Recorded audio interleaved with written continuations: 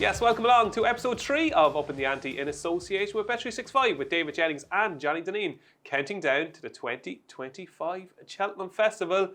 It was some race, Johnny. The John Durkan 2024. It could go down in history as one of the greatest races staged in Ireland. What did you make of it? Yeah, look, I wasn't there, obviously. It was a cracking contest, it was.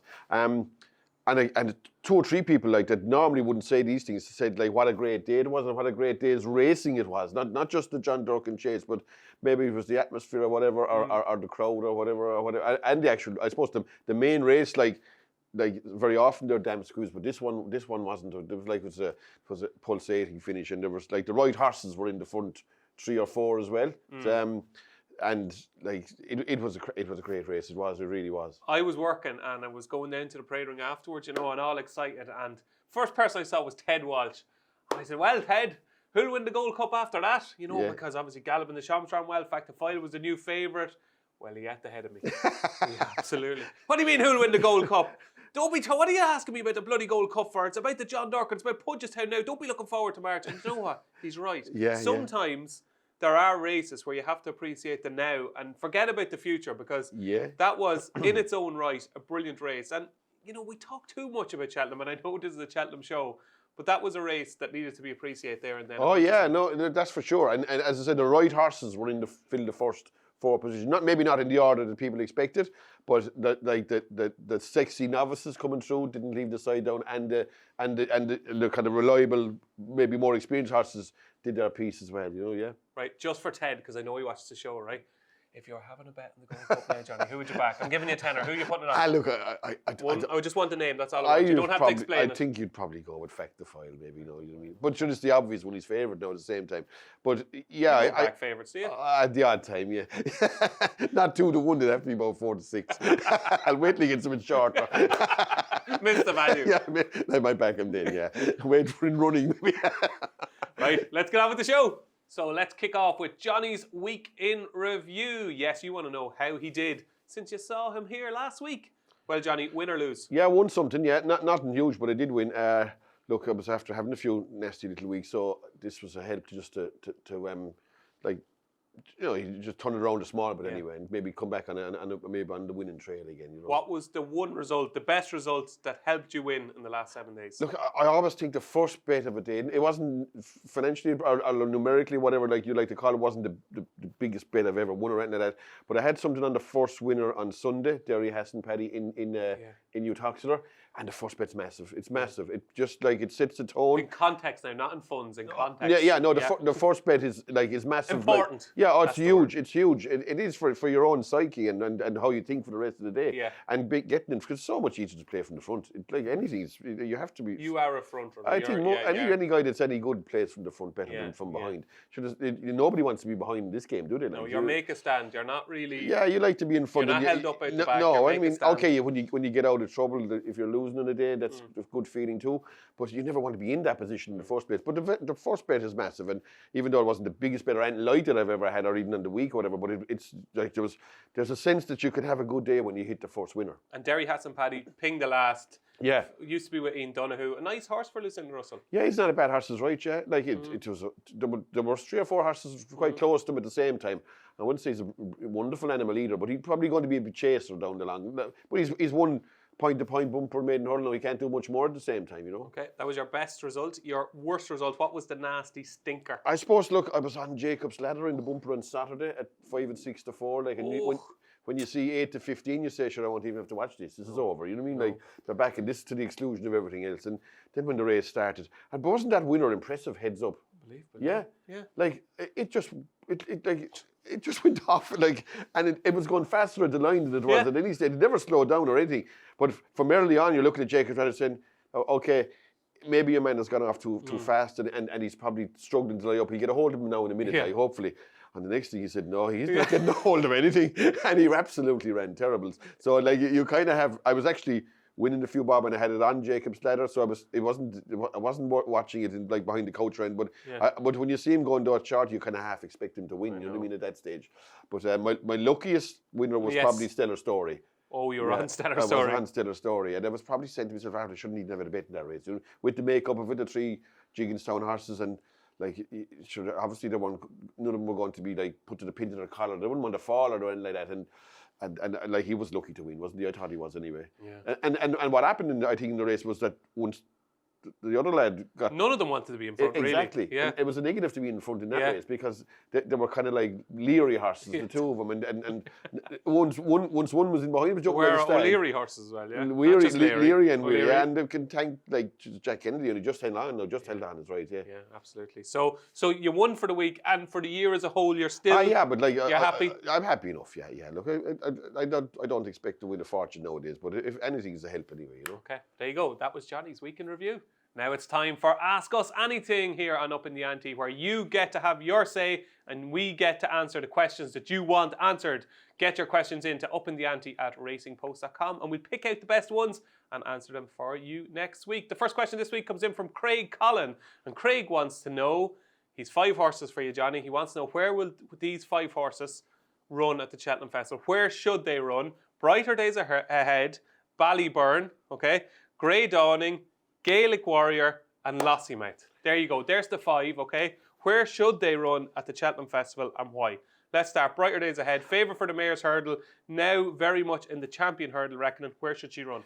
Look, I suppose where they should run and where they will run are probably going to be 2 different things. Well, you can answer both questions. And the beauty of horse racing and people putting their money down and buying horses is that the man that pays the piper should call the tune, really, to be fair. Well, let's pretend in this case you're Michael O'Leary. What are you doing? Imagine if you were Michael O'Leary. Yeah. I wouldn't be walking about Michael O'Leary. You wouldn't be here anyway. I'd be with a million to one, yeah. Look, it all boils down to, like, it's a shoe-in in the Mayor's Hurdle. Is she a shoe-in? Is she a good thing? Absolute certainty. Wow. Absolute certainty of all certainties in the Mayor's Hurdle.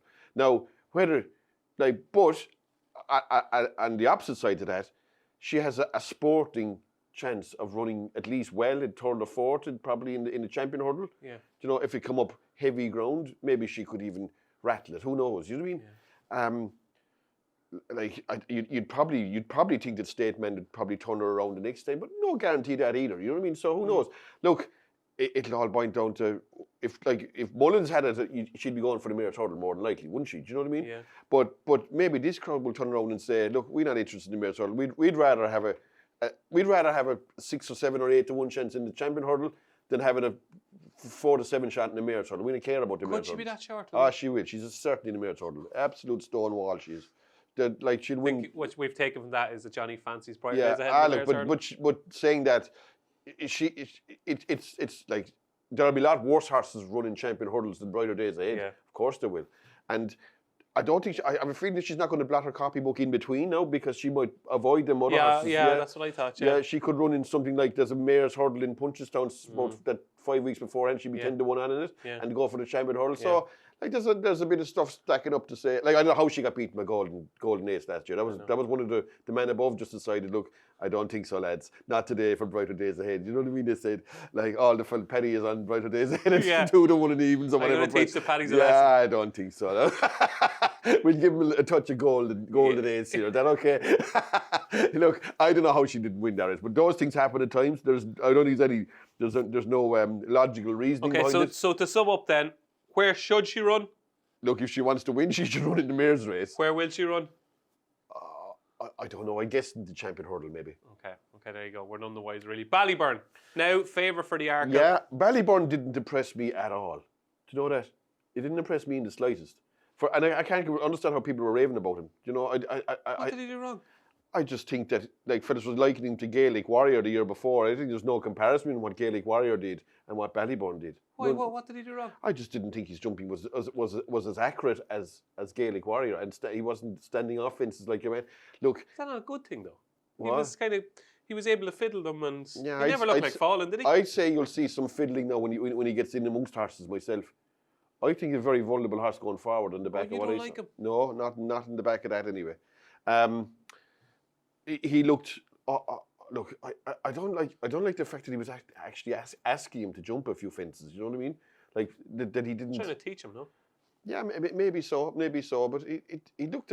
I don't know. There's something about him now that I'm not overly enamored with. Anyway, I think you'll see it.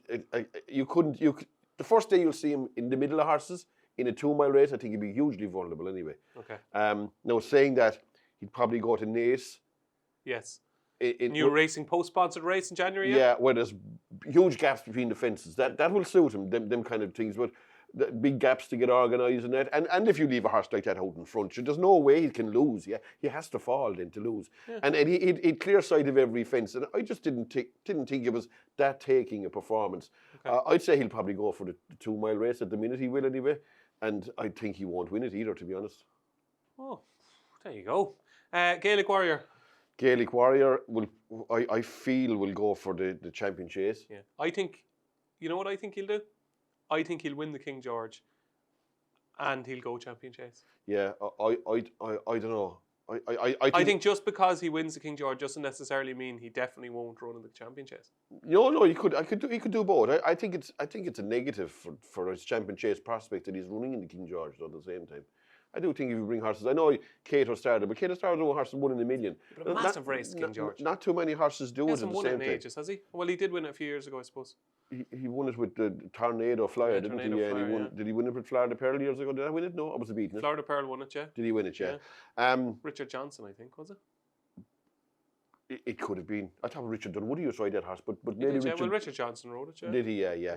Like Fact the File would win the King George, wouldn't he? Like if he ran in it, if he certainly he'd be not entering in it yet. No, but he could be somebody. He's not going to run it anyway. But anyway, okay. I don't know. I just think when you put your horse out to 3 miles, it can blunt them at 2 miles. It can blunt their speed at 2 miles. It wouldn't be. Like it wouldn't be the natural progression for a champion chaser to run in a King George at the same time. Okay, it has been done, but it hasn't been done by many horses at the same time. And I'd be worried for its champion chase prospects if it did start off in a King George. Okay, but you think at the moment likely champion chase? I would have said so. Yeah. I would have said so. Okay, Grey Dawning, beaten in the Betfair Chase, ran well, missed the last. Where will he run a champion? I was considering putting up Grey Dawning this week for the Ryanair. Oh. But he's not going to run in the Ryanair. Like they seem to be pretty vehement. They're going for the Gold Cup now. And look, I wouldn't blame them. I don't think he'll have a say in the Gold Cup. What if you owned him? Oh, if I owned him, I'd definitely go. I think he's a Ryanair horse, out and out Ryanair horse. Absolutely. I think his jumping was insane the other day. It was brilliant, it was. And that kind of jumping with wasn't great at the last. I was unconscious though. Like Haydock is a kip, isn't it? Let's be honest. There should be no racing there. Should there like over fences? I mean, you had horses in that, like class horses, having to be lifted out over the last, like running on memory basically, weren't he? Do you know what I mean? Like you even saw him when he was cruising. You knew he was holding on to nothing. You know what I mean? And that if he came any kind of a wobble, he's going to be in trouble. Like, you know, and that's what happened. Sure, like you only have to look at Bristol, the May winning it by 100 yards there years. You know what I mean? It's like when it gets softer. Have you ever been to Haydock? No. I'd say you never will be. I won't be there. No, I won't be there. I wouldn't go next near the place. I'd say you wouldn't even get into Liverpool after that comment. No, Liverpool Entry is a much better race. No, I mean Liverpool the city. They'll be gunning for you at the gates. I know, but look, I don't know. There have been some very good horses won the Bedford Chase, but in the latter years. Like there hasn't like if you go back the last 6 or 7 years, that the likes of like Cato Stark Hugher, they're not on the winners' podium anymore. It's Royal Piguet and Bristol de May and you know I don't know what else won it, but like Royal Piguet shouldn't be winning a Grade 1 at nearly 12 years of age at the same time. Okay. And it was pure like stamina and guts got him home, but the best horse in the race lost, and that shouldn't happen. But to me, Grey Dawning is an out and out. Is like it's a really hard race too. That's the problem. Like going forward, would he be able to recover from it? I'd say he's a Ryanair horse. He's won over the course of distance now. He's got a hell of a lot going from him. I'd fancy him in the Ryanair, but I wouldn't fancy him in the Gold Cup. No, to be honest. Stable won it last year with Protector out of course. And finally, Lossiemouth set to run on Sunday in the Hattons Grace. Mayor's Hurdler Champion. I think Champion Hurdle definitely. I think Lossiemouth has earned her tilt at the Champion Hurdle now. And Barshi does something really, really poor in the meantime, and they have to switch her back. But like I have a feeling that if she's not good enough for the Champion Hurdle, she won't even be good enough for the Mayor's Hurdle. If her form goes off, I'd say she's going down the Champion Hurdle route and going to stay down that route as well. Excellent. There you go. Great question to start the show, Craig. Next up this week is Joe Lyons, and Joe wants to know, could Johnny and DJ please provide a favourite at the 2025 Cheltenham Festival to back right now at its current odds and one to lay? Okay, so start with the back, and which favourite is a little bit of value and should be backed right now, Johnny Dineen? Well, last week I kind of said to you that Tiupu was a bad price Johnny, to you, Paul? Johnny, you're not going to do. You're not. I actually think he's a good price. You're joking. Because you don't have many more Ballybourne. He's gone chasing, and it looks like Mystical Power is heading down the route of the champion hurdle. So they're the two horses I was afraid of. And the horse called Kingland won a French race. Did you see him running? No? Yeah, unbelievable. Yeah, good horse, I'd say. But listening to the trainer after, that isn't coming to England. So there are three. There's no French horse coming, and there's two of these horses that I was afraid of are gone chasing. So suddenly, from being a horrific price... Stinking price, horrific price, wouldn't touch him. Now he's terrific. I know I don't say he's terrific, but I wouldn't like to be laying him now at the same time. Okay. I think your cover is gone. Okay. You know, the three horses, the three possibilities you've run for you are now gone. But I'll just leave him out of here. But I wouldn't be in a laying camp by him now. No way in the world. But I think maybe Dino Blue was probably one I'd maybe back. I think she was a bit unlucky in that race last year. I think she'll definitely be turning around with Limerick Lace. And unless a novice comes out of nowhere... Only by night I thought was impressive the other day. Yeah, but it still is a good step up. Yeah. Yeah, you know, I'd be more afraid of a top novice, like maybe Carl Jay-Z or something like that coming in. Like I only Jade the Grugy or something, Yeah, that kind of stuff maybe. I'd like that one that has a higher profile mare than Only by Night. I think Only by Night won't count in a race like that when the time comes. Okay. Like Only by Night's form tapered off a bit too last year as well. I think Dino Blue is being targeted for the race. There's no other race for her. 5-1, she is. Okay. I think like she could still go off the same price as last year, 2-1. You know. You're not going to like mine. What's that? John Bond. Yeah, look at this. John Bond, 3-1, bet 365, rock solid. Will win the Tinkle Creek and go into about twos. Question marks about an Ergumine. El Fabiolo in a stable chair. Willie Mullins is talking about the Ryanair chase for El Fabiolo. Gaelic Warriors going for the King George. And then you're looking at where are the dangers here for John Bond? He's the best in Britain. Yeah. Wins the Tinkle Creek. I think he'll go into at least twos. I'd say if Mullins doesn't take him out, no one will. Won't they? Like, yeah, look, he'll definitely he should run it. Like last year, if you ran him, he was taking out the day. That was a killer. Like, but that can happen too. But look, I wouldn't put you off him. I wouldn't like to be laying him anyway. You know what I mean? I wouldn't like to be pushing my boat. I'm with John Bond at 3s, and Johnny's with Dino Blue for the Mayor's Chase at 5s. The one you want to lay. This is what you're good at. You wear a bookie. What's the one favourite you'd get stuck into laying? I'd lay Ballybourne for the Arkle. He's around 2-1. Yeah, I would. I think when Ballybourne gets in amongst horses, and I looked at the field in the potential field in a race like the Arkle, it's deep. It's deep. Firefox, brilliant jumper, in the pocket. He won't get his own way in a race like that. The first, this is what I think now, I might be wrong, the first day Ballybourne is in behind horses, good horses, he'll root all around them. That's what I think anyway, that he'll bell fences. New phrase you've coined? Yeah. He'll root all around them. I think he'll bell fences in behind them. That's what you used to do back in the day in nightclubs. Root all around I wish. I wasn't much of a rooter now. Fairly harmless operator. Anyway, so, back to the script.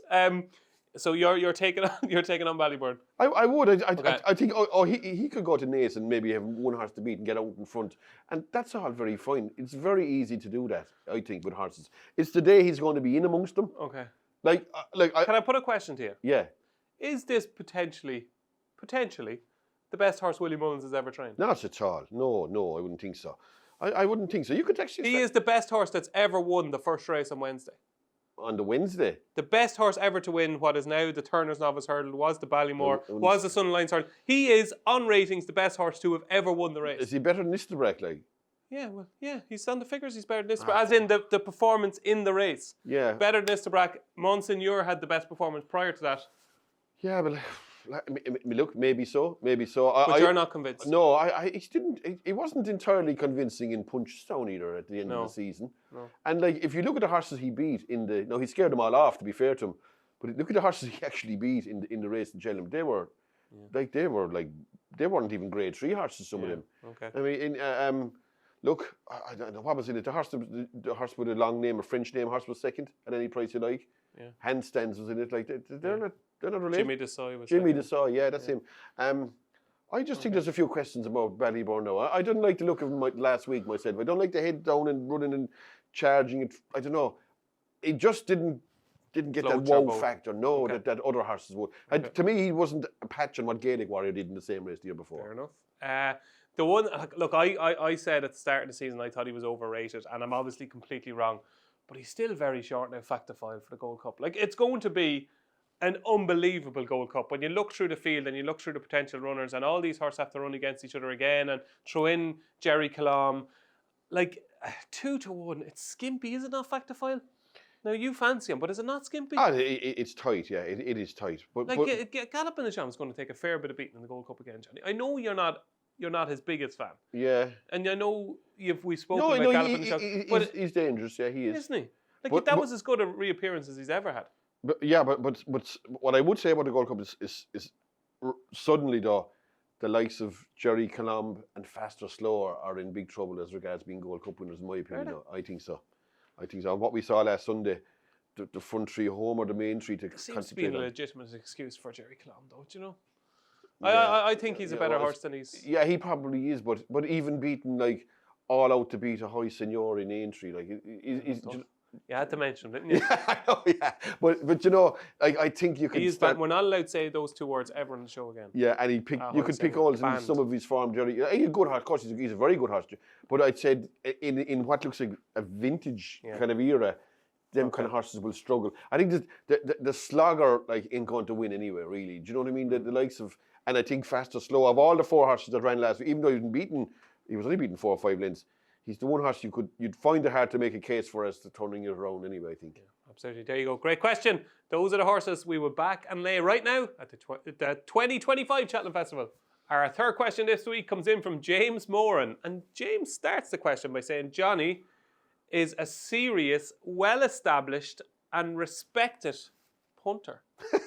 Some way to start showing that. Serious, well-respected, well-established and respected punter. That's you, by the way, okay? All right.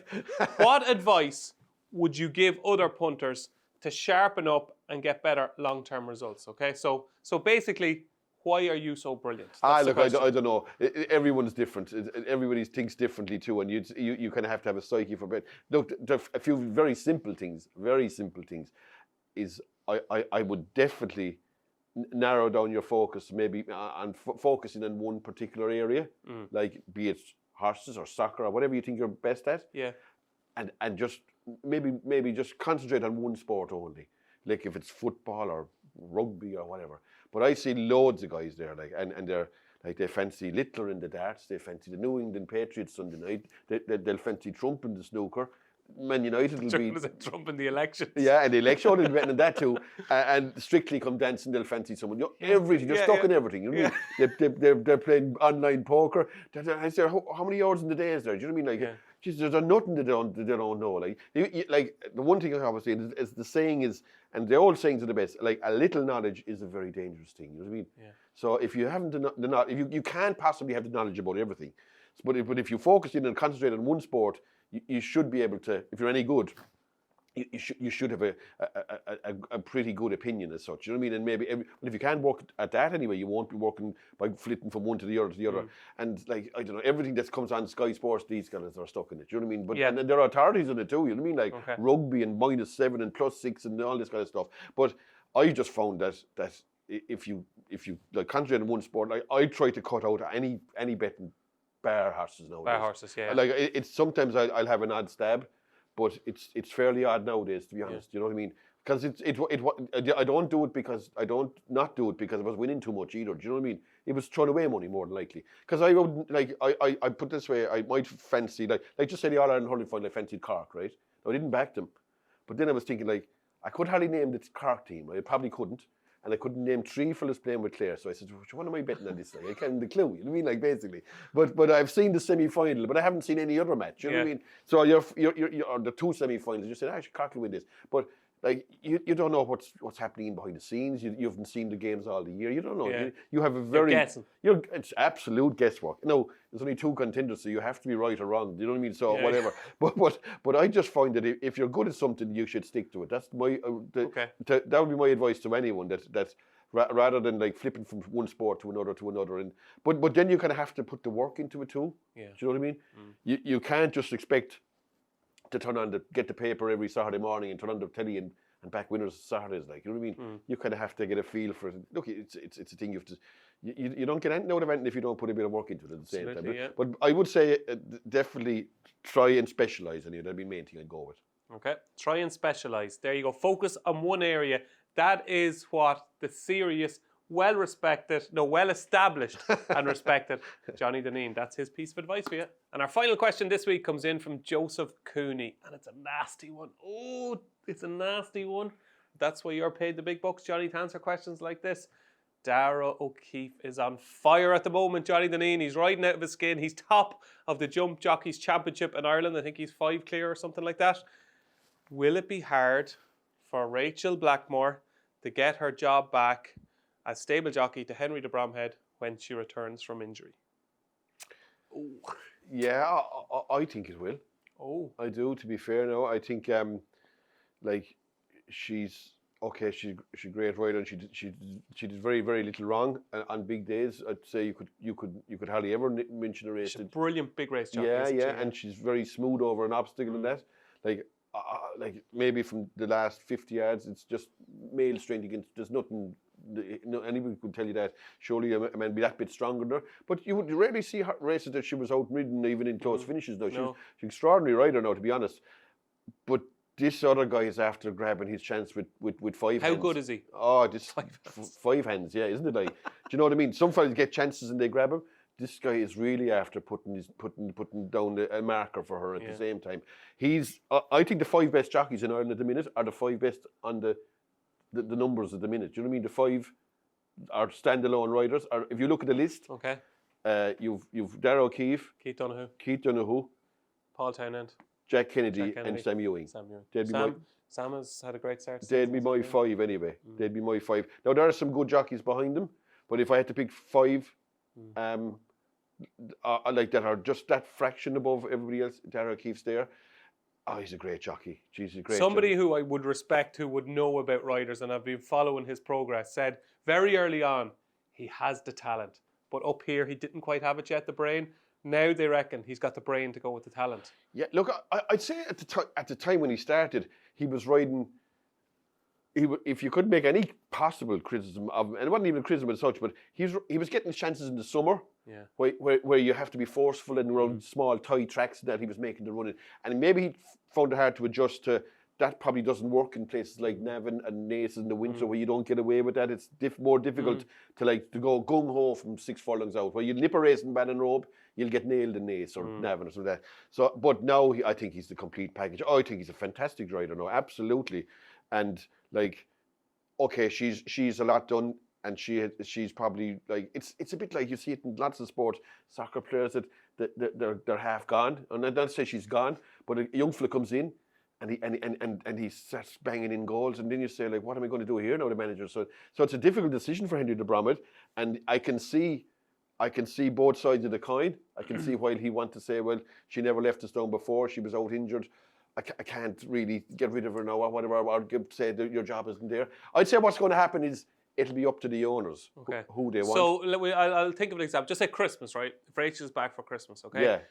Bob Ollinger is probably going to be favoured potentially for the Christmas hurdle at Leopardstown, right? Yeah. So we'll just pick Bob Ollinger. I know you're not a fan of the horse, but I am. Okay, Bob Ollinger's favoured for the Christmas hurdle. 3 mile race, is it? 3 mile race, yeah, right? Who rides Bob Ollinger? Dara O'Keefe or Rachel Blackmore? I think Dara O'Keefe rides a share for Rob Kerr as it is, doesn't he? He's ridden like Journey with me in them horses in them races when he could have had ridden better. Rachel has won plenty of big races for Brian. Yeah, but I think at the minute he's riding. He like, put it this way, I'm sure he was in the running to ride maybe Spallan's Tower, where he was riding Journey with me. Do you know what I mean? That kind of way, and he was on Journey with, that was it. Yeah. You know, so I'd say he'll ride Bob Ollinger, but I'd say ultimately it'll be up to the trainer or the jock or the owner and say, there's your choice there. Pick one. You pick him. But you're the owner. You're picking Dara. At the minute, I'd have to pick Dara O'Keefe. Yeah. There you go. Nasty question from Joseph, but had to be answered, and Johnny did answer it.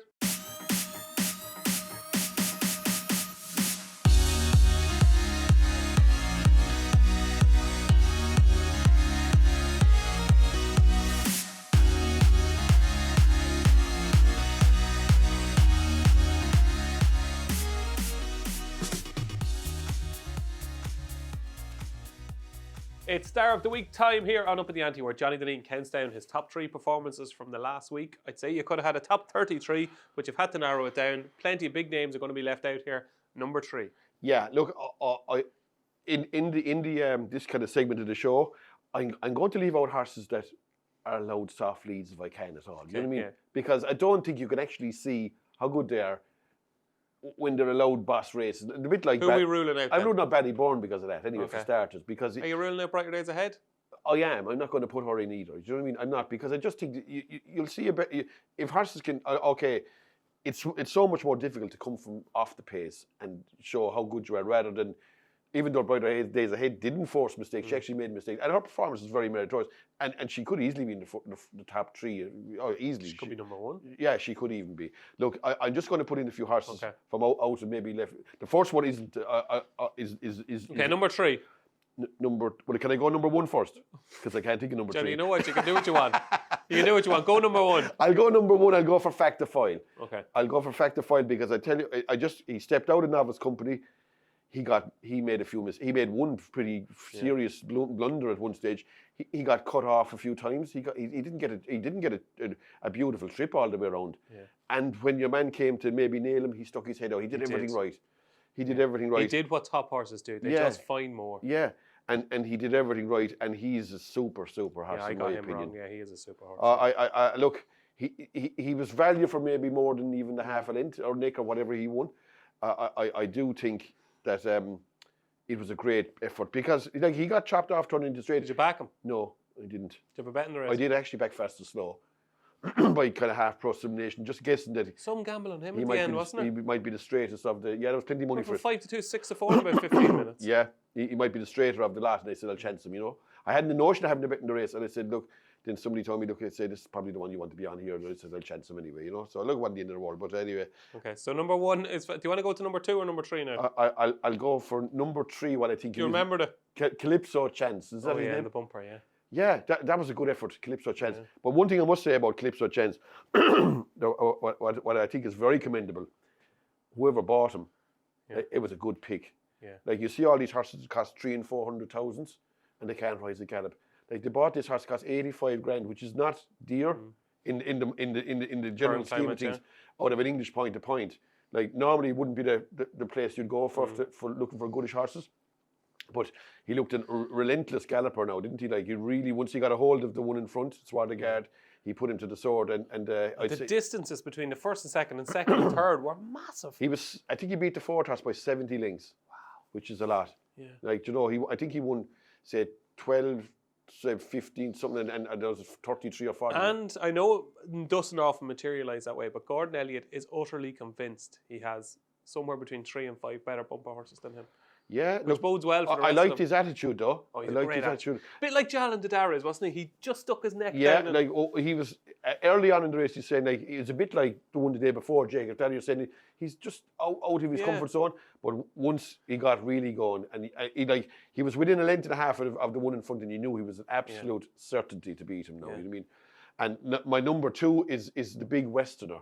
I was very impressed with that. Were you? I was, because for a mare to go in a gelding's race, 2 mile 6, first pop, another good spot, 110 grand is not too dear, like in the general scheme of things. It's a half sister to Stay Away Fair, I think. Yeah. So she had a bit of residual value, like, you know what I mean. So she nearly worth that, like being a half sister Stay Away on the back of a point to point. Like, she was cheap. She turned out cheap now. Whoever picked her out, like there is an art in picking these horses, and you hear these fellas like I hear these fellas like putting up, congratulations to the connections of, and they have to give them 400 grand for it. They won a 4 grand race. You know what I mean? Like, it's a very minimum they should be doing. Like, you know what I mean?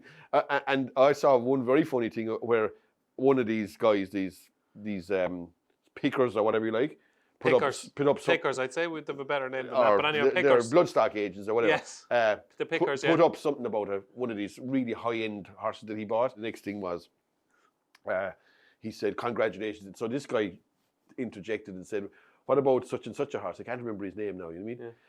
Yeah. And he said, even though he was down to, it was the owner's decision, I had nothing to do with that. Even though he's down to own it or down to have picked it with it's down to be bought by him and the owner. I had nothing to do with it. Nothing to do with that, yeah. It's useless. Yet if it had won in Cheltenham, he'd be in with a scarf on him, hanging off it. One of those fellas. But that's a big thing in racing nowadays, is if pickers. Absolutely. if you have a gammy picker, you're in trouble. Like you know what I mean. So Harold Kirk obviously has been. Well, sure, Mullins has obviously people that know what they're doing. Gordon, in fairness, has great pickers as well. Well, whoever picked Clips or Chance can presume Eddie did he? I don't know. Whoever it was, they can take a bow. We'll find out. Take a bow, Eddie. And whoever picked out the big Westerner can whoever like it. That's not dear in the general scheme of things now. You know what I mean? But could she have a chance in the Albert Bartlett? I say she's going to be very decent. Like it's almost unheard of for a mare to come in and win a maiden hurdle against Geldings. Like, and it was a good race. Like Argento Boy, you had like all Argento Boy travelled you beautifully. had the stables in it. You had Mullins at 2. You had Elliott with 2. You obviously the Brahman had the winner. You had like Fleming's Face. There was about 3 bumper winners in it, and it won well. And it's definitely a horse to look forward to anyway. Like I saw she was in the Groovy Kind of Loves race last week. She'd have done some damage down there. We'll come to her in a minute. So there you go. Johnny's 2, 3, 1, 1, 2, 12. Well, my God, Factifile 1. Was 1. The Big Westerner 2 and Calypso Chance 3. We got there in the end. That was Johnny Dineen. Star of the week. It was Factifile. It's Racing Post tracker time here on Upping The Ante, where Johnny Dineen picks out the one horse you need to track. Get into your tracker, his big eye catcher, over the last week. What is it this week, Johnny? Yeah, I went with a horse I actually backed myself. I didn't win, obviously, but I went with Cletus Poolah down in Tipperary. Oh yeah. In a novice chase. No, jumped 4 fences. So how the hell? It jumped 4 fences. But that's what I'm 4 saying. fences and it slipped. Jumped 4 fences and then some eye catcher he was. Slipped at the 5th. But like, you want some eyesight to see that? You ever get a feeling when you're on one like it's over? This race is over. It was over. It was 5-1. And I said it was 2 over. months ago this horse will win the National Hunt Chase at Cheltenham. It's 3 mile and 6. 3 mile and 6. Handicap now. He's in the right kind of. Yeah. Oh, he's a good horse. So what did you see in the 4 fences? It was like best mate in different colours. His jumping, wasn't it? It was unbelievable. It was so slick and sublime. It was brilliant. Like I was looking at it, I was saying to myself before I had actually taken my eye off when I saw him soar over the 5th. He jumped it, Jay. It just looked like he slid on ice or something. Yeah. But anyway, I was rubbing. I hadn't like if you put it this way, if you said to me, do you want to multiply your bet by 10 and half the price, I'd have done it. Yeah. You know what I mean? Of course, he just loved it, didn't he? Oh, jeez, his jumping was incredible. It was. Yeah. It was effortless. Like it was like. That's what I'm saying about the likes of Ballyburn. Ballyburn was more forced in a few defense, whereas this he was just gliding over fences. Like, and he didn't actually. It wasn't his fault. It looked like it wasn't. No, he jumped the fence. No. And I know it's very early in the race, and you never know what's going to happen afterwards. But it was one like I've often laid horses that after 2 fences I looked at the race and said, "I'm gone here. I'm in trouble. This is going to win. It's out in front. It's jumping like stag." Yeah. I know they're not going to get near it. You know what I mean? Yeah. And they wouldn't have got near it. That's my opinion. They wouldn't have. It would have won. It would have won. Sam Majes only got up in the last. That's all. It beat Shannon Roy. I'd imagine Cletus Poolah was a good bit of headshot. But the one thing I do like about Cletus Poolah, he went last season from running in a bumper in November to being 15-2 in the Perth Thames final in the space of about 5 months. I know. Like he went from being a bumper horse to a novice hurdler to a handicapper in virtually no time. You know what I mean? So he'd done a lot in a very short space of time, and now he's chasing. He's going to be a way better chaser. I'd say he's a horse to follow in a big, big way now myself. Cat is out of the bag now. We should have spoken about this before the show. Right. A big one for the season. I was waiting to put him up just once he actually ran. Yeah, I actually think he's possibly too sexy for the good for the National Chase. Yeah, I don't know. Is he an out like slogger? You know what I mean? No, he's a good horse, don't he? Oh, I think he is. Yeah. Yeah. He's a good horse. There you go. Cletus Poolah. He only jumped 4. Was it 4 or 5? 4. He fell at the 5th. Yeah. Fell at the 5th. Only jumped at the 5th. 4 fences, and he is Johnny Dineen's one for the Racing Post tracker. Cletus Poolah. How do you pronounce it, Johnny? Cletus Poolah. Poolah. We like Johnny's poos. Yeah. There you go. Cletus Poolah is Johnny Dineen's eye catcher of the week and one for the Racing Post tracker. It's time for Johnny's never ordinary moment. The one moment in the last week where Johnny said, "Wow," and fell down on the ground. Yeah, look, I suppose it was more a training performance rather than an equine performance. The training performed to bring Shoot Force back to win that valuable 100 grand handicap hurdle. Yeah. Like, geez, that was a great effort now to get the horse that looked to be like anything that you pull back from 2. I know he had a run in Galway, a bit of a pipe opener to get him, but like the ground was desperate there too, which I'd say was probably against him. I'd say hence the drift. It was a wild massive drift. 5s out to 22s. It was SP 22-1, but like that's kind of stable. That I'd say if they can't back everything, you know what I mean. Yeah. So obviously, I suppose if Charles or whoever's betting them horses decides, I think he's a chance, but I'm not backing him. People think he can't win. You know what I mean? Yeah. That's obviously that's not the case. He's a winner in someplace there lately at 40 to 1 as well, somewhere lately. So I mean, I'd say his figures, like stats, like the plus for a pound stake are probably good. Yeah. But anyway, look, I just think it was a great effort to get a horse back from disappointment of missing Cheltenham when he was going to be favoured for the pair times. Yeah. Then you like once they go, they nearly always stay gone.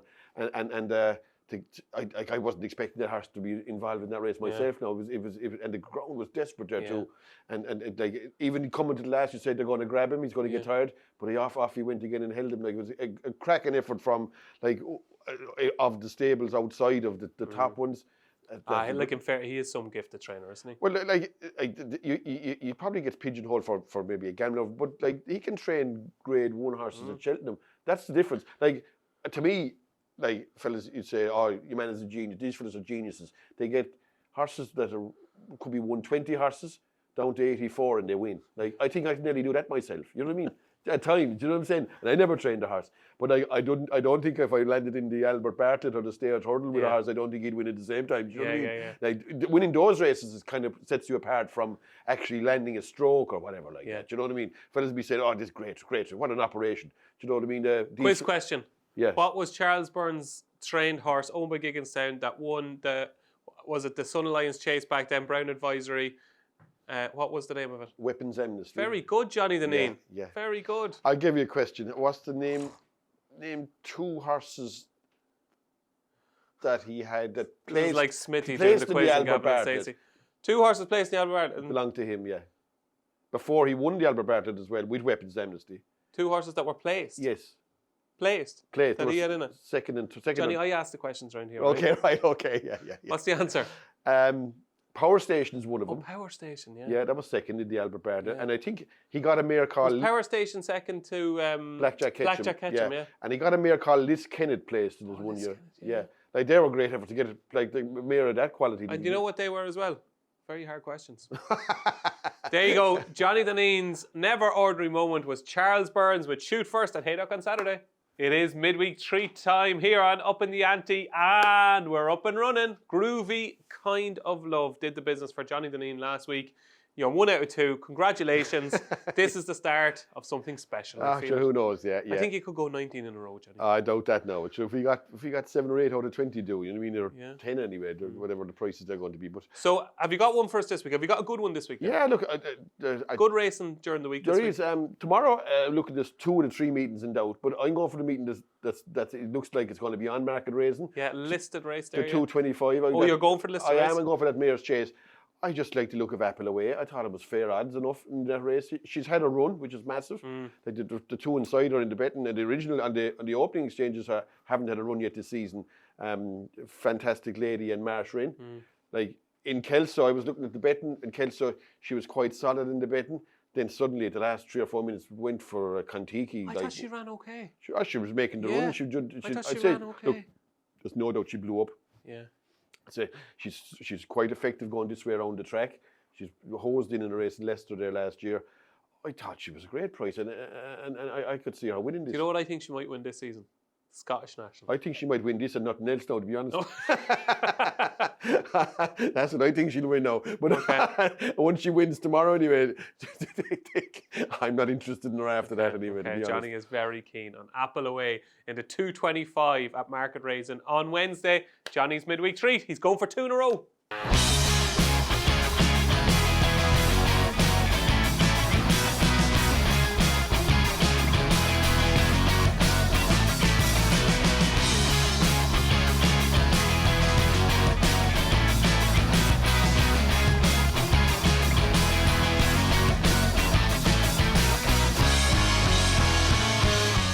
So what you want to know now is what's happening this week, and the answer to that is, Johnny, plenty, because this is the time of the year when we get super stuff on Saturday, brilliant stuff on Sunday, and also a little bit of a teaser on a Friday. So we're going to kick off on Friday with the John Frankham Novices Chase, a Grade 2 at Newbury. It's the start of the Coral Gold Cup meeting, and we're going to have a look at this race because there's some fascinating entries, and Paul Nicholls could hold the key. Yeah, he does. He's got 2. He's got Caldwell Potter, and he's got that other horse, Captain Teague. And you have good entries in the race. You've the horse Johnny Who. Johnny Who's a good horse. The fella that was touched off in the Albert Bartlett, Pauling's horse. Yeah. The Jukebox Man. The Jukebox Man, yeah. And you even have Masaccio, who's a nice horse as well. Yeah. You have 5 or 6 horses there that could. I'm told, somebody told me that Caldwell Potter's running in Carlisle. Okay. And is it Sunday or Monday or Sunday or Monday? That he won't be in this. So they'll probably go with Captain Teague then. Will he win? I'd like to see the full entries before I'd offer a. In fairness, he was very, very impressive at Exeter. Well, he was, yeah. Like, I suppose he might be more adept at 2.5 miles in the Jukebox Man at the same time. Like Masaccio won a handicap. I think he's a chance. I think I think both him and Johnny Who, if they're on here, have a chance. Oh, Johnny Who won with his mouth open in fantastic display of jumping. Jumping was electric, yeah. If I'd pick a horse right now, it'd be Johnny Who, I think. Mine would be Masaccio.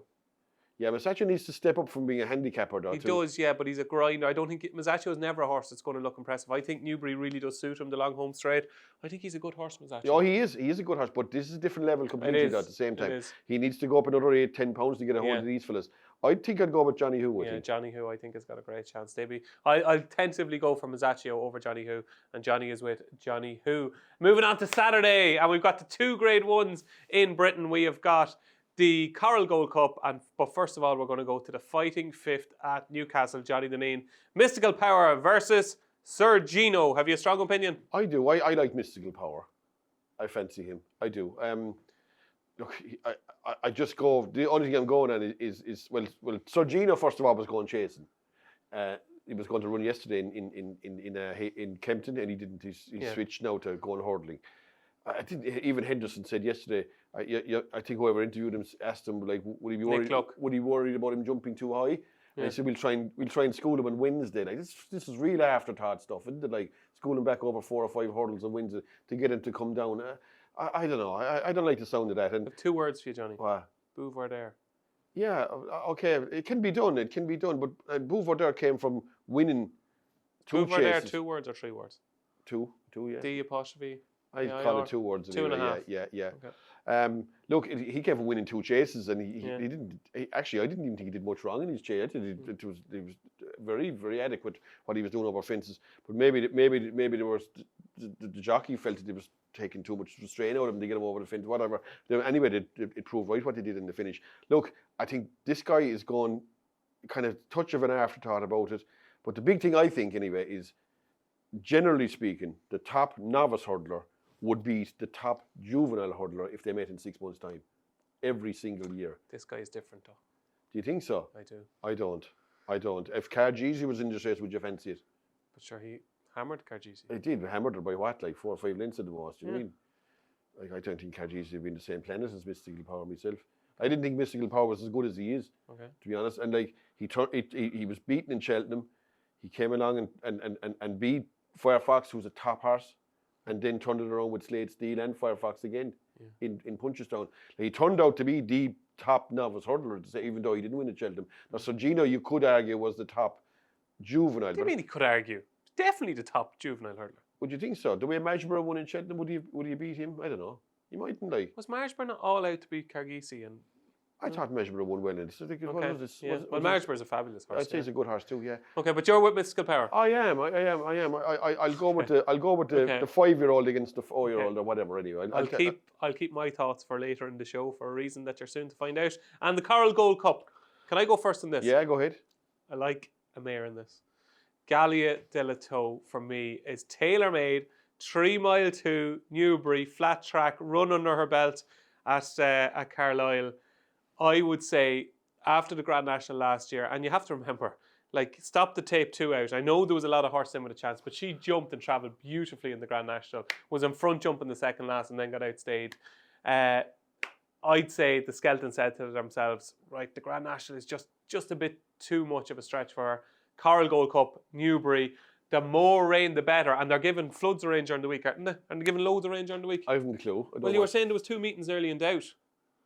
Oh yeah, that's in Hereford and some other places. Is it because of rain and wind? I think Hereford is rain anyway. Rain, and what's the other one? I'm not sure what the other place is on tomorrow. So Weatherby. Weatherby. Oh yeah, Weatherby is underwater. Rain as well. Yeah. It's under it already. Yeah. So the chances are it could be bottomless at Newbury, could it?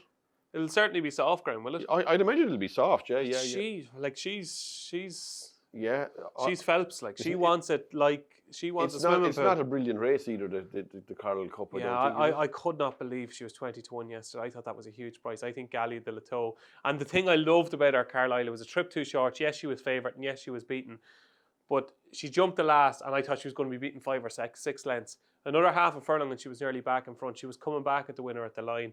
I'd say that was a perfect pipe opener for Gallia de la Toe. And yeah, I'm just hoping that the Skeletons have said to themselves that the Coral Gold Cup is the race for her this year. I think she's got a cracking chance. I'm with Gallia de la Toe. Who are you with? With fairly cautious now, a race like this, I'd go with Can Do Kid. Yeah. Just he has a chance. He's kind of unexposed. He's not a novice as such, but he's kind of a novice. Likes the track as well. Has a good record on the track, and I'd say would appreciate going up. He looks an out and out stayer, even though he's never tackled these distances, a distance like this. But he does look a horse that'll stay forever and ever. And he's got, I think he'll have Cobden on him. Absolutely. I think he's a good chance in a difficult race now. That's okay, there we go. That is the Coral Gold Cup. I'm moving on to Sunday. It's the big day at Fairy House. Johnny, will you go race on Sunday? No, no. Great race, great atmosphere, I don't great think track. I will. Yeah, I look at it's a possibility, but it's only a slim one. It's only a slim one. Like, are we talking 10%? I'd say less. It's just a bit. It's fierce early start for you to get now up. we do have our Christmas party on Sunday night. Are you going to that? I'm going to that, all right. Yeah, but I'd probably arrive up there around 7 o'clock. You know what I mean? And watch the racing at home. Okay. That's probably what I'll do. Okay. It's a bit of a rush for me to get to Fairy House. It's a bit away from us. Like it's 3 hours at the same time. It is. Yeah. It's 2.5 anyway. It's only 3 minutes away from me. So yeah. it's Well, grand. Okay, so. We'll start off first of all with the Drimore Novice Chase. Is there anything that you really like in this? Oh, is he running Firefox? He might. I don't know. Well, if he is, he's absolute certainty to win this. There's no betting if he wins. None in the world. There's nothing you get winning any a year shot of him. I would have thought. No. Okay. It isn't even a great race this year. Yeah. And he's a top horse in this race. His jumping was brilliant down right. Now he didn't win by that much all the same. He won well, yeah. But the horse he beat is probably no more guider. You know what I mean? But I'd say Firefox looks like being a better chaser. I'd say he's a very big. I'd have loved to see him taking on Ballyburn in this. Yeah, I was going to say. I think last year when they met at Ferriers, you backed Firefox to beat Ballyburn, and he did. Okay, well that just shows you that you can back winners on the wrong day, you know, on the right day. If the Arkle was tomorrow, and just say Ballyburn was 5-4 and Firefox 7-2, you'd back Firefox. Like if the Arkle was tomorrow and you had the likes of Ballyburn, Firefox in the pocket, Sorgino, them kind of horses in it, plus other ones that we mightn't even be counting. Yeah, exactly. I'd be giving Ballyburn the full Monty anyway, laying him anyway. I would. I think Firefox can turn around this year with Ballyburn. What I've seen already, I couldn't even envisage that he can get beat in a race like this anyway. Okay, Firefox in the Drimore. Yeah, I'm a massive fan of Firefox as well. But I'd expect him to be short though. Okay. And moving on to the Hatton's Grace Hurdle, it is last season's Stayers Hurdle winner called. Who won the Stayers Hurdle? Teupo. And Lassie Teupo and Lassie Mouth. Well. Like it's a carbon copy of last year because you had a Perry Pass kind of coming in here against Teupo. Well, Imperial Pass was favoured to beat him, wasn't he? Whereas this is the other way around here. Yeah. What do you think? I think Teupo. Do you? I do. Do you? I do. Yeah, I do. Why? I don't know. I just do. I'd go with Teupo. I think he's been his target, whereas Lassie Mouth was running last week. Now it's pulled out and going here. You know, it's some. Is there a chance that she's exceptional? Oh, there is, of course. Yeah, there is a chance. Yeah, there is a chance that she'll have too much class for him. But I think if it gets into a struggle, and the way you're talking is going to be fairly tacky testing, holding conditions, he's going to have to be ridden like he was last year, which is the right way to ride him. Go for your home 3 out, and try to draw the stamina out of her. I'd say he'll beat her. Okay. I just tentatively be with Lassie Mouth myself. I just think she has a bit of class. Yeah. And just might outspeed him. Yeah, she might, but she still has. The only thing is, he's going to have his conditions, isn't he? She has to. Okay, she can outspeed him. That's for sure. But she has to stay on the bridle long enough to be able to outspeed him. You know what I mean? Yeah, he's hardy, isn't he? He's a good tough animal. Is right. Yeah, and like he knows how to fight, and whether she'll know how to really get down and dirty in a race like this, I don't know. It's fascinating, isn't it? It is. And look, I tell you, put it this way: Lassie Mouth will look like winning, all right. Yeah. But whether it actually has the will to go by it is another thing. Be a great race, won't it? I'd imagine. Would you not come, no? I'll make breakfast for you. All right. I'll do breakfast. I'd have to come up the night before, yeah. We have a spare room. You might have 2 kids in on top of you at 6 o'clock in the morning, but would you come up? We'll see. We'll try and sort it out. We'll try and get Johnny to Fairy House on Sunday. But that's what's happening this week Now it's time for DJ versus JD. Yes, our weekly charity bet competition where our good friends at Bet365 give us 50 quid each week to speculate and try and make money for charity. And I shamed myself last week by putting my 50 quid on a high senior. You almost got 2 weeks in a row, grey dawning. But I did do you the service in week 1, and somebody pointed out to me on Twitter that Potter's Charm you tipped up at 9-4, which put you plus 162.50. Grey Dawning was beaten, so now you're plus 112.50, and I'm back down to 0 because a high senior, like, Lord God, what? Johnny, if I ever do stuff like that again, right, a high senior, will you just, I did will you warn just give me a slap? I did warn you. Just give me a slap and just say... Didn't he run atrocious the other day? That's But the same thing. like, we spoke about it last week, like, that was his big day. I know the ground went against him. You don't ride him cold out the back. I think there's so much, tactics make so much difference, in a race. Like, and experimenting rarely works. Rarely like it'd be works. like bringing you to like a black tie affair, like, and it'd look, you know, it'd look out of place. Yeah, you just look. Yeah. Do you know what I mean? Like, what are you supposed to mean? Be more like the farmer's ball, if you see that. But with a horse like a high senior, you just needed to attack, and he didn't attack. But Johnny, I never think again. So too. Yeah, no, I got it right the week before. He's in never again territory. Never that's again. for sure. He is. And he's not the only one out of that race that's in it as well. And I have been a huge fan of a high senior over the years, but me and a high senior, no, we won't be talking. No, for a long, I think long so. time. Yeah, talking to myself. Okay, so this week, Johnny, what have you got for us this week? I'm going to chance Mystical Power. I have a feeling Mystical Power will beat Sergino. I just have a sneaking suspicion that Sergino might be overrated. Okay. And I do think that if your man's jumping is probably better than Sergino's, he's inclined to run through a hurdle than that. And if it comes to a struggle, which I expect it to, I'd be amazed if Sergino won the way Constitution Hill was winning races anyway. Like, never come off the bridle against the horse of Mystical Power's quality. I'm going to go. Like, Mystical Power's getting better too. I know Sergino's will potentially get better, of course he does. But I wonder if he was as good as his price for the champion hurdle suggests. Okay. Would he be ever going over? Would he even mention going over fences? Do you know what I mean? Okay. It is early for a horse. Like, if he was going to be a genuine champion hurdle contender, you'd have said that he might stay over hurdles this year, and fences wouldn't even be mentioned. That's what I'd be hanging on to if I was going with Mystical Power. I fancy him. I'd fancy him quite strong too. Okay. Find out what I think later on in the show. We're looking forward to that. And so Johnny's 50 quid on Mystical Power. And I'm going to the 225 at Newbury on Saturday. The race registered as a Jerry Field, and Nicky Henderson has a terrific record in this race. Remember Epatante, first 3 won it a couple of years ago as well. Lamy Surge won it as well. So he's got a terrific record in this race. And I just think off his mark. I think he's off 135. Jericho the Repine, who disgraced himself on his chasing debut at Sandown. But it just sounds as if it was completely out of character. There was something just driving him mental. They couldn't even saddle him. And it was just a tale of woe from start to finish that day at Sandown. But he's now back over hurdles off 135 at a track that he's won over.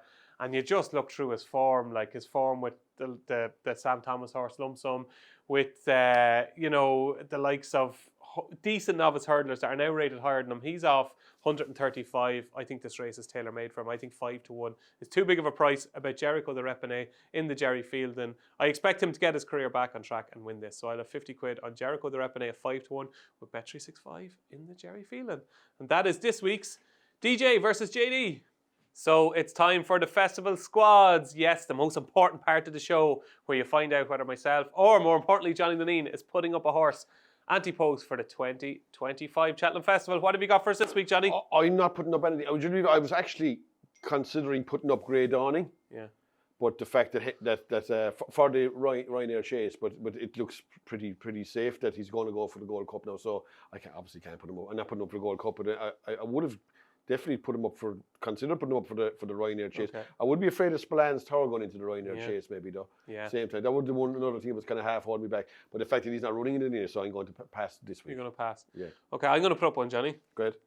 You know what I'm going to put up, because we had a bit of dialogue about this yesterday. I texted Johnny, said, "Are you going to put up Atten this week? Because you need to get the graphics and stuff sorted on the show." And I said, I'm going to give you the text. Okay, so this is what I texted Johnny. Here we go. Send you on the running order, Johnny. Let me know if you're going to tip anything for Cheltenham. And you didn't reply to that, by the way. No. So later on in the day, I said, "Are you going to tip anything, Johnny? I might chance putting up Sergino for the champion hurdle." To which Johnny replied, I'm not putting up anything, David. I might be wrong, but I think Mystical Power will beat the BOLL, you can make out the rest, out of Sergino, okay? And then I said, oh God, or whatever. And then Johnny replied, maybe you could be right about Sergino. Maybe he is better than I think he is. But I'm putting up Mystical Power as my wager of the week. So one of us has to be right, and I think you're wrong. So there you go. So that was myself and Johnny's dialogue about festival squads this week. I'm putting up Sergino at a boosted 8-1 for the champion hurdle with Bet365. It's a special Upping The Ante price that will be on Bet365 website if you go looking for it. It is the odds boost with Bet365. Sergino at 8-1 for the champion hurdle. Johnny, I'm very scared now, okay? Because as you know, we had this conversation. You're a millionaire and I'm a thousandaire. But with Sergino, right, I think you are seriously underplaying his form from last season.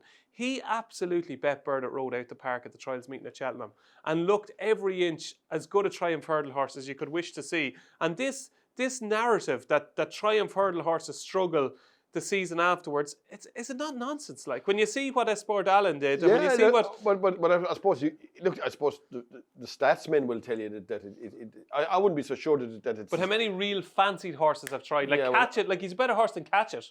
I know Catch It. I suppose fellas are going back to the years like Crebensis years and years ago, who were really good top horses, and they failed as a 5-year-old to win the champ. Yet won it afterwards. I think he did. Didn't he? Crebensis won a champion hurdle as a 6-year-old. Yeah. So I suppose there's been a few high-profile cases of 5-year-olds missing in the champion hurdle. So there might be some element of truth in what people are saying. Like you could say, on the ones Esport Allen won it, but then didn't that race for the Sunday altogether as well? Yeah, like the ground was bad and everything, and he won by half the track as well. Yeah. You'd imagine that was kind of not a fluke or anything, but it was. Okay. You couldn't really take it at face value. Obviously, Vauban struggled. Yeah. Okay. You know, so. Well, I'll tell you what I think. I think he's he's like, the fact even that he was going to be sent chasing means he must be quite a mature, advanced 4-year-old, and he's quite a robust character. And Johnny, in this game, as you know, it's about timing, okay? And this could prove to be spectacularly wrong timing or brilliant timing, because basically Saturday decides everything. So you're getting a boost at 8-1 with Bet365 for the champion hurdle on Sergino. If he does beat Mystical Power convincingly on Saturday, which he could do, even though I think he will. I think he'll beat Mystical Power. You don't, which is fair enough. Yeah. What price would Sergino be for the champion hurdle if he beats Mystical Power? If he beats Mystical Power, like Sunday... Convincingly, 4 lengths. Yeah. And say Lossimo gets beaten by Tihupo, he'll be under 2-1 then, Yeah. So is this not the right time to get stuck into Sergino? There's always that. I mean, I've backed horses Ante-Post over the years, and you know it's running in 3 days' time, and if you don't win that, you can throw your dock in the bin. Well, that's it. It's all or nothing. Yeah. So, like, there is an element of that to it, that you want him to win, obviously, of course you do. Saying that if he got beat say a short head by Mystical Power, probably wouldn't put him out in the running either. But he'd only have a bit of a chance then, you'd have thought. He blew me away the day he beat Bird at Road. Then obviously he missed the Triumph Hurdle, which he was a short price favourite for. He was the banker for many people at the Cheltenham Festival. Then he went to Aintree when Nickies were just coming back. I know John Bon won, but his jumper was terrible. Absolutely terrible. Like, he was good at the last, but apart from that, he wasn't good. He's a better jumper than that. We've seen that in his first couple of races over hurdles. And he still managed to put Cargisi away, who was obviously very keen. But to me, this is just stepping stone to being a very good horse. And just with the doubts around Constitution Hill, and I think you've said on a different show, you don't think, and probably at this stage it's unlikely we're going to see the wow Constitution Hill back, is it? It looks that way just anyway, with colic and wind surgery and all this. Like, Nicky hopefully gets Constitution Hill back, but the likelihood is that we mightn't get him back to the levels he was at. And for that reason, I think Sergino could be his number 1 champion hurdle hope. To me, just visually, he looks like he could be a star. And I think 8-1, champion hurdle, win Saturday. We'll be coming back here next Tuesday and saying... Yeah, I don't know. As I said, I don't agree, but I might be wrong. I mean, I'm wrong 10 times a day, so you have a chance still. Yeah. You know, look, the way I look 100 opinions. The way I look at it is, if he was as good a hurdler if he was a genuine champion hurdle winner, they wouldn't have gone over fences. But they're Constitution Hill, but they have to mix them up. They don't have anything in the shape of Constitution. But what I'm saying is, if Paul Nicholls trains Sergino or somebody else, he would be going for the champion hurdle. But they're saying he's not as good as Constitution Hill. We know he's not as good as Constitution Hill. Yeah. So why not? Why keep him over hurdles where there's only a couple of races where they can run in? The Christmas hurdle, the Fighting Fifth, maybe the international hurdle on trial side. There's only 3 races. The Constitution Hill will probably run in anyway. So why do we put Sergino into them 3 races? No, we'll go over fences. Yeah, I mean, look, maybe so. I just think that, I don't know. Look, I know you don't fancy last him, right? year, his form is... Burnett Road form is strong. But Burnett Road never ran after that over hurdle. So like... He won the Greatwood. He probably was... I know that, but that season I'm talking about, they'd finished him for the season. So he must have picked up some sort of an injury. Plus, he was too free anyway. He a headbanger of a yoke anyway, Burnett Road, isn't he? Secondly, he beat Cargeezy in Aintree. Yeah. And Cargeezy had a grueler in Cheltenham, and he beat her 2 or 3 weeks She later. went and won at Punchestown. Yeah, admittedly all that, but he had everything in his favour. He was coming there fresh, and like he didn't have everything. It was stable were rank form going into it. Yeah, but he was probably okay with the day here. Look, maybe so. Right, we'll find out anyway Saturday. You wouldn't take your eye off from going to the line in Aintree anyway. And I was on him that day. You were glad to see the line. I know he won a couple of lengths or 2 or 3 going lengths. away. He won snug enough, yeah. But like all the way up the straight, you wouldn't have said, "Oh, this is over," would you? Like, you know what I mean? Okay. I don't rate him. I'm actually nervous already for the Fighting Fifth on Saturday because I'm going to be watching it behind the couch. Yeah, I'll actually be in Fairy House. I'll be watching it behind the desk in Fairy House. Yeah, sure, we'll see. Best of luck with Mystical Power, Johnny. I hope time you will lose. tell anyway. Yeah, there you go. Sergino, 8th one for the champion hurdle, is the latest addition to my festival squad that includes Potter's Charm for the Turner's Novice Hurdle at 22-1 and Romeo Coolio at 12-1 for the Supreme. And finally here on Up in the Ante, it's time for Johnny's Joke of the Week, where Johnny has free reign to give out about what he wants, or else give us an actual joke. Some week you're going to give us a joke, Johnny. I will at some stage. Just make sure it's a good one, right? Okay, right. Yeah, so what is this week's Dineen rant? You know, when you watch a lot of racing, not a jumps racing, no, there's a flat racing I'm talking about here. You get to see, what drives me cuckoo about the flat racing is the stalls, the time it takes for the horses to actually go in England, as opposed to Ireland. In Ireland, they're fantastic. They get them off right on the button. Yeah. Like I see a race there in the Curragh, there was about 30 horses, say it was starting at 3 o'clock. Like you'd say, that could be 3 job. 3 o'clock it started at unbelievable. Yeah, they are brilliant. Whereas in England, these things are going up and they're loading them in, sniffing the stalls. You ever seen that stuff? When the horse goes up, next thing he doesn't bother going in. Next thing there's about 3 behind him. They're like county councilmen too, they just the fellas that do the loading, you know what I mean? Like they're all like this, look around, this stuff. And then when the next one is coming in, he's 40 yards behind the gate. Do you know what I mean? He's not like waiting to go in, he's not 10 yards behind the gate, he's 40. You have to go and get him. Do you know what I mean? You have to say, come on with you. Call him forward. It's a joke, isn't it? And another thing, when they go down to the start, what's this bit about going in front of the stalls before you go around the back? Yeah. What's that about? Like the grass is the same, is it not? Like when you just go walk behind the stalls and go into the bloody things. That's what I think anyway. And you see these fellas and they load them in, and you know this guy like has no stalls training done or nothing, you know what I mean? He turned up in Wolverhampton, some old bumper horse, like, you know what I mean? And they're piking him in, he won't go in, budging. Next thing they put the hoods, the next thing he's withdrawn, and the next thing you're on the favourite, here he is, the jockey up in the thing, and he's nearly trying to kill him, you know what I mean? Like ruining it's the joke, the stalls handling in him. So you think the stalls handlers in Ireland are better than stalls handlers in England? Oh, fantastic in Ireland, and it's a shambles in England anyway, absolute shambles. Will you do me a favour before we go? Will you do the sniffing thing again? Oh, do you ever see that stuff though? When they go up, they just go up, and the horse walks in, like, and the next thing, and he decides, nah, I don't fancy it. Do you know what I mean? And he's run about 10 times. Do you know what I mean? It's a joke. That's what it is. Johnny Dineen's joke of the week. So that is it. That is it for this episode of Up in the Ante, which was interesting to say the least, Johnny. Enjoyed that. Yeah, it's a bit of fun anyway. Yeah, exactly. Yeah. What's the plan for this week? Where are you sniffing? Well, no, I'll be watching the race. I'm going to see Santi tomorrow night with 2 kids. Bringing the kids? Yeah, we're going out to the place, the Woodlands in Limerick. Oh, lovely. And they do a Santi thing at night. Experience. Yeah, something like that, yeah. And I think a lot of it is going to be indoors. I don't like the old outdoor stuff. It is be cold this time of year, you know what I mean? So I think you have a dinner and there's elves coming around and the big fella comes in it and they'll be rubbing his beard and all that kind of stuff. So look... do you like Christmas? Actually, it's good for kids. My missus is mad about Christmas. She loves it, you know what I mean? She really does.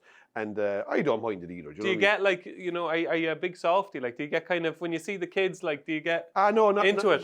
Look, not really, no. But, like, I'd let them at it, like, more than anything else. Do you know what I mean? I like the Christmas dinner now. I'll be looking forward to that. Looking forward to that, yeah. You know, I really do. I give that a fair pounding now. You know? Would you? Oh, I would, yeah. The full Monty it gets. But anyway. And are you having it in your house this year? Yeah. Well, we always do that. And your wife makes the dinner? Well, I give her a hand as well. And Yeah. my Yeah, oldest you eat daughter is 19 now, so she could give us a bit of a hand. Would you do starter, soup, main course, dessert, or what do you do? Oh, we kind of like a little starter. What would the starter be now? Oh, it could be a melon or something like that. Do you know what I mean? A melon, that kind of stuff, or maybe smoked salmon. You could make a melon, could you? You could just cut it up. Smoked salmon that's pretty. I mean, cold stuff anyway. And then we go for the dinner. But you could take you 5 hours to eat the dinner. Like, you know what I mean? You'd have the dessert maybe 2 hours later. You know what I mean? That kind of way. And then you'd have maybe eaten the old ham sandwiches for 2 or 3 days after that. You know, and the turkey sandwiches and that kind of stuff. But we'd have the same meat then the following night, which is nice when it's cold. You know what I mean? It is. Yeah. I like it anyway. You know. Yeah. But I wouldn't have it the third night then. Oh, under no circumstances, no. It's got to go after 2 nights. Why? I don't like it. I have enough of it then. You know what I mean? Oh, you're gone? Well, we'd nearly be gone. She'd be giving you legs and everything. You know what I mean? Legs of the turkey. I don't like them. I'd rather the breast. You know, so she'd be coming up with all sorts of stuff and making it. She had a turkey. What's it called? She came up with something one day to get rid of all the rest of the turkey. It was like a vol au vent or something. No, I know what it was. It was a turkey something anyway. I wasn't having it anyway. It was. I don't even know what it was though. But it was like a turkey stew. So I couldn't tell you what it was. But was it nice? No, I didn't. I vetoed it before. I didn't even taste it. I don't want that. You're more of a breast man than a leg man. Yeah. That's it. Yeah. That's it. Yeah. Right. Yeah. That's it for this week's Up in the Ante. We'll be back same time, same place next Tuesday for episode 4 of Up in the Ante. In the meantime, enjoy the race and don't forget to bet responsibly. Only bet what you can afford to lose. We're all about safer gambling here on Up in the Ante. Until next week, he's been Johnny Dineen. I've been David Jennings. Thanks for watching Up in the Ante.